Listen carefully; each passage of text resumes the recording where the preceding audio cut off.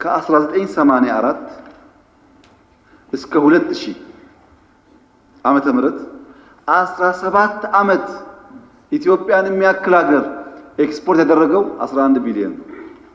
የ17 ዓመቱን በአንድ ዓመት ማምጣት እድገት ካልሆነ ታዲያ ምን እድገት ይሆናል? ከ84 እስከ 2000 ያለ የኢትዮጵያ ኤክስፖርት ብትደምሩት 11 ቢሊዮን ዶላር። 17 ዓመት ሙሉ ኢትዮጵያ ኤክስፖርት ያደረገችውን ዘንድሮ በአንድ ዓመት አመጣ። ይሄ የግለሰቦች ድል አይደለም፣ የመላ ኢትዮጵያውያን ድል ነው። ትልቅ ድል ነው። የኢትዮጵያ አቅም ይሄ ነው ወይ? አይደለም። በብዙ እጥፍ ማደግ አለበት። ከነበርንበት አንጻር ግን ሊናቅ በፍጹም አይቻልም። እሱ ቀርቶ እኔ እንኳን በዚህ ዓመት ለእናንተ ባቀረብኩት እቅድ ላይ ካቢኔት ባየበት እቅድ ላይ 9.8 ብንደርስ ነው ያለው። ከእቅዳችን እንኳን በእጅጉ የላቀ አፈጻጸም ነው ያለው።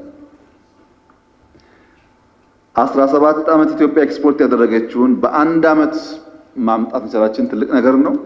ግን በሚቀጥለው ዓመት ከዛ ማደግ አለበት። በሚቀጥለው እያለ መስፋት ይኖርበታል። ሰርቪስ 9.5 ቢሊዮን ዶላር አግኝተናል።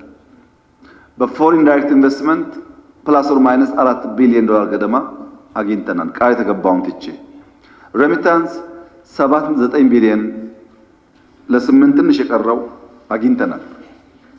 ሌሎች እርዳታ ብድር ጨምሮ 5 ቢሊዮን ዶላር ገደማ አግኝተናል። በድምሩ በዚህ ዓመት ፕላስ ኦር ማይነስ 38 ቢሊዮን ዶላር ገደማ ነው የውጭ ካፒታል ወደ ሀገር ውስጥ የፈሰሰው።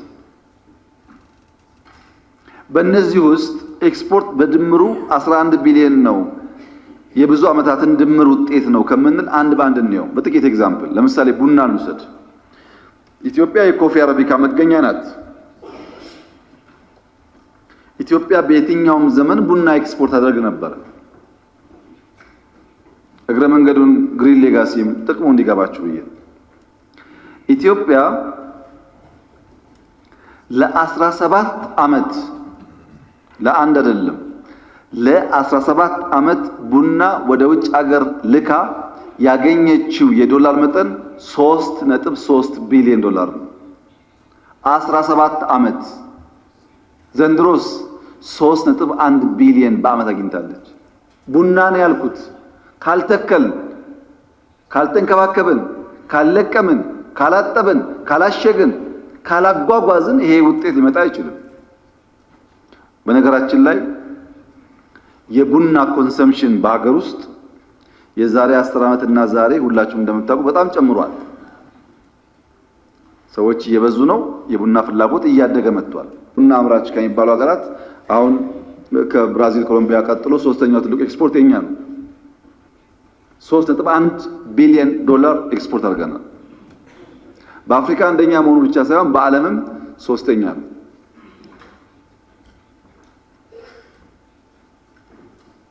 ይሄ በኢትዮጵያ ውስጥ የረጅም ዓመታት ክምር ውጤት ነው የነበረው። ሪፎርሙ ያመጣው ድል ነው። ወደ ወርቅ ብንሄድ ወርቅ 17 ዓመት ካልኩ በጣም ስለሚያንስ 27 አደረኩት። በ27 ዓመት ውስጥ ኢትዮጵያ ወርቅ ከ84 እስከ 2011 ወደ ውጭ ሀገር ኤክስፖርት ያደረገችው 3.7 ቢሊዮን ዶላር 3.7 ቢሊዮን በ27 ዓመት። በአንድ ዓመትስ ኦልሞስት 5.5 ቢሊዮን። ይሄ ትልቅ እድገት ነው። የአንድ ዓመቱ ከ27 ዓመት ሲበልጥ እድገት ካልሆነ ወደፊትም አስፓይል ለማድረግ እንቸገራለን። ቁጥር አይደለም፣ የሚጨበጥ የሚዳሰስ የሚታይ እድገት ነው። ሪዘርቫችንስ ከጥቂት ዓመታት በፊት የነበረው ሪዘርቫችን ከ20 እጥፍ በላይ አድጓል። ብዙ በላይ አድጓል። ከ20 እጥፍ በላይ ሪዘርቭ አድጓል ማለት ኢትዮጵያ ኢንዱር የማድረግ አቅሟ፣ ሬዚሊየንስ አቅሟ ጨምሯል ማለት ነው።